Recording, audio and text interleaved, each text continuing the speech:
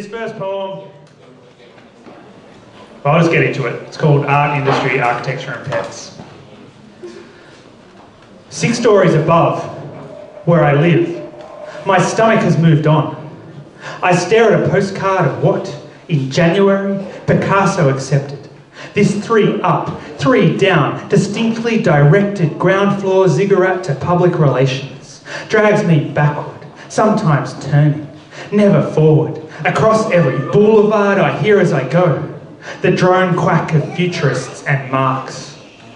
It is 6 flights above where I hear the black sounds. Lorca is at the door. He twists at the knob. But I lied about where I live. I live on the ground floor. It is 6 levels above where I'm headed and I am dancing. Spatial references which signal location. Newly installed frozen bulb with poison coil.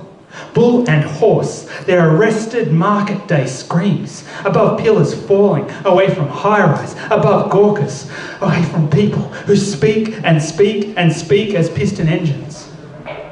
I lied. I'm not dancing, but I feel my legs tense, like Van Winkle running in place while reading. How followable are you? Is there a guidebook? Do you need that word? Why is it 1937? Don't write questions in poetry. I lied. I'm in bed wishing my dog would visit. Again I lied. I don't have a dog. I have a cat. This is a cat poem.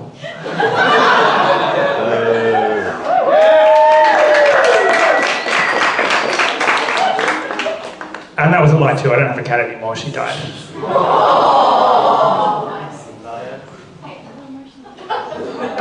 that was a love poem to her. This is a love poem to a girl. Who here likes French toast? Yeah, quite a lot of people don't like French toast.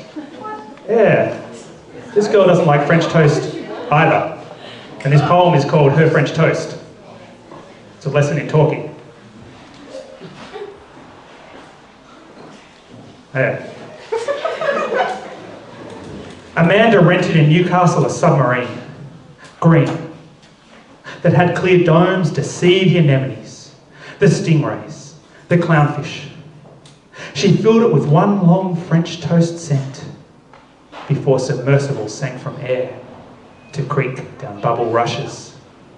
Then, holding sterling silver spade and porcelain blue plate, while dressed in slightly stretched black satin V&A, she sat on single thin red cushion square inside her boat bow glass observatory.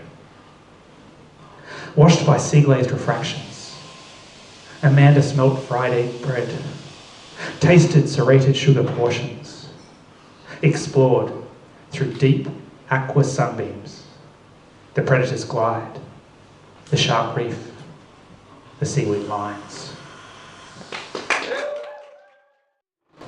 This is another love poem. It's called St. Picard. Yes, it's a sci-fi love poem. She walks off Gamma Road, all the poise of one who bends space-time fore and aft. Hot pipes hemmed with a purr, meow and hiss. She paints the linen citrus. Caffeine appears in her hand, on demand. 3 shots. She's St. Picard. 2 a.m. A rust-stop sign beside a rough wheelbarrow that has just one handle. The other wood is lost on an island full of men missing, parts of limbs, parts of faces, parts of hearts. She ministers the wounds of these casualties from 11-dimension midnight alley knifings. She is St. Picard. She puts high-heel boot on, ahead of dark leather boot on, Gamma Road. At will, caffeine appears in her hand. Triple fire, she is leaving lemon in the sheets with a hiss and a purr. Low entropy pops, super symmetric dissertation over black starlight tracks, just where space and time wait so she does not violate relativity. One handle is found on the floor. beneath the sticky, sanding mattress, lying where the mice have reeked. A second props behind the middle brown 70s sofa cushion, fading where the springs have leaked. A third bobs the tepid, bubbleless, dirty dishwater sink, moulding where the drain has peaked. And a pack of rats live in the soap-encrusted bathwater tap. All where the 4-barrel handle works, because this is her extended thesis. She would be stolen stationery, except space and time move for her, and she is busy loading another caffeine shell troika, because this is her magic, mystery and mother theory. With the 4th barrel handle, she has lifted the last clutch of redhead scratch and cut the orange quarters and made the old paired pillowcases purr, till with each precise stiletto she has become disappearing staccato. Along Gamma Road she has been St. Picard.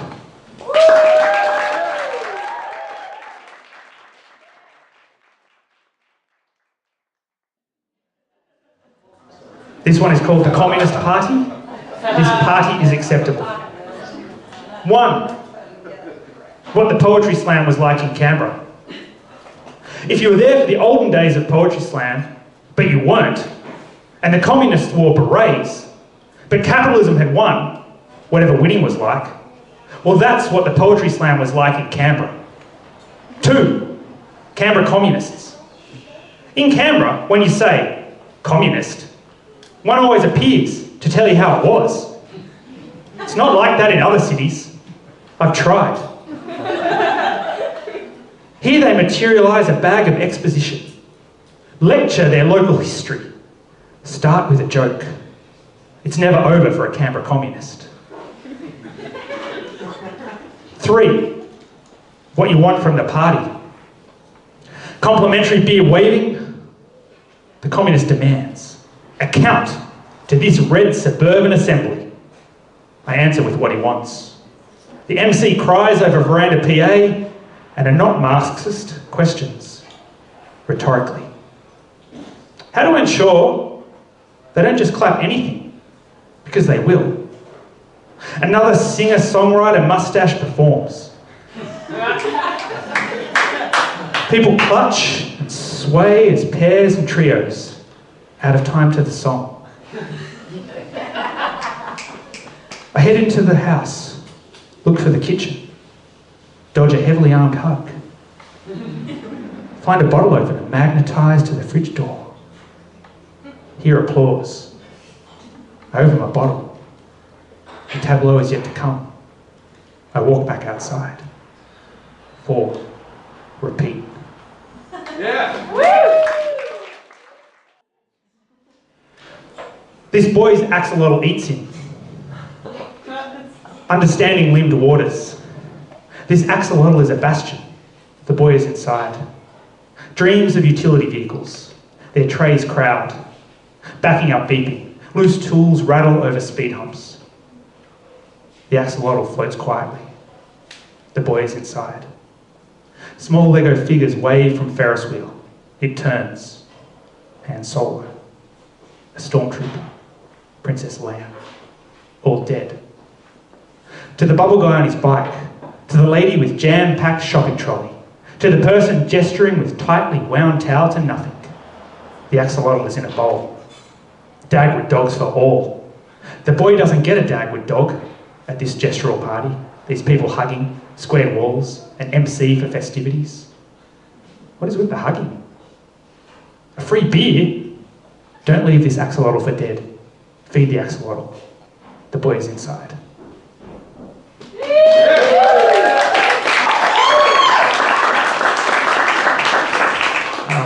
It's always exciting to be asked to a poetry slam in another city. So thank you.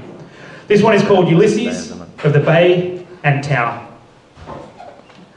His steady soda pop clip is for the chunky double meat cushion of bass. The seasons of juggling 2 at a time, indescribable sounds from the Orleans, and fine-haired snail trails across tiny country people. Extra fucking tiny. Had all come to this. The floating through air, full fisting out over rolled slow-motion rubber, under flash and spastic of the checkered finish, and then an endless tight wedging of boom shakalaka that leads to hours of locker room time, as cold sweats come with memories of giant frizzy beards running and jumping and catching and scoring.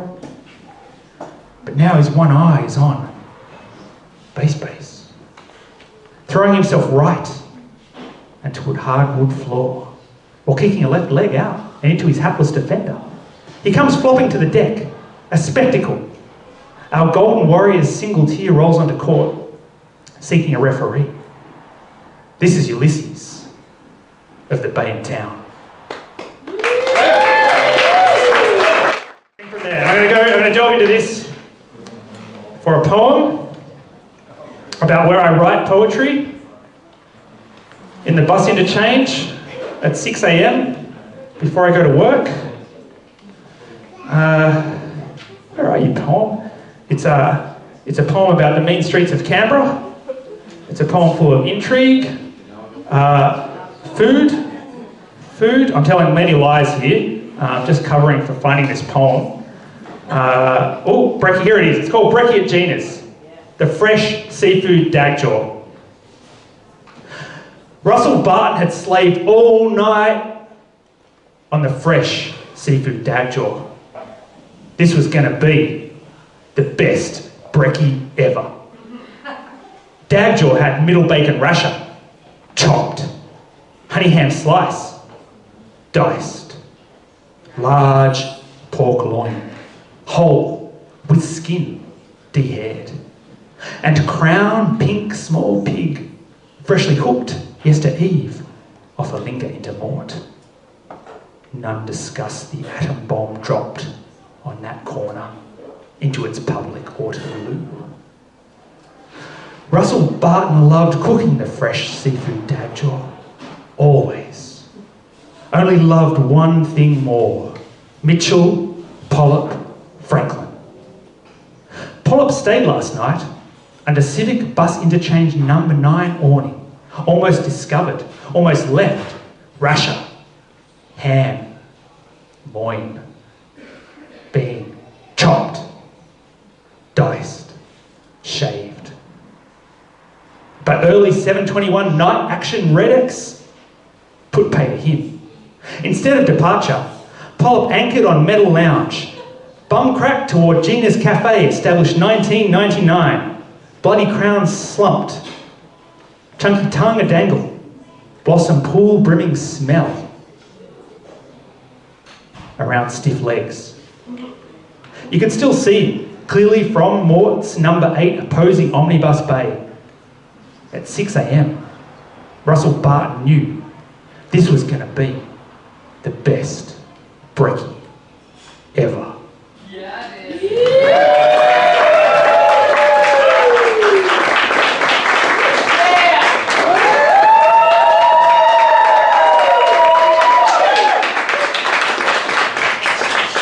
Please give our feature actor a huge round of applause. What's your feature name? Sorry? What's your feature poet's name? Andrew Galan. He does have 2 books for sale. He hates trying to sell them to people, but he would be very grateful if you enjoyed his poetry and you went and bought a book. Are you saying that Andrew Delaney is selling books here right now? So, well, not right now. He's going to be here later to sell you a book or 2. And he's talking in third person. Yes. Sounds like a poet. Which brings us back to the second quarter of the Gold Coast Heat of the Australian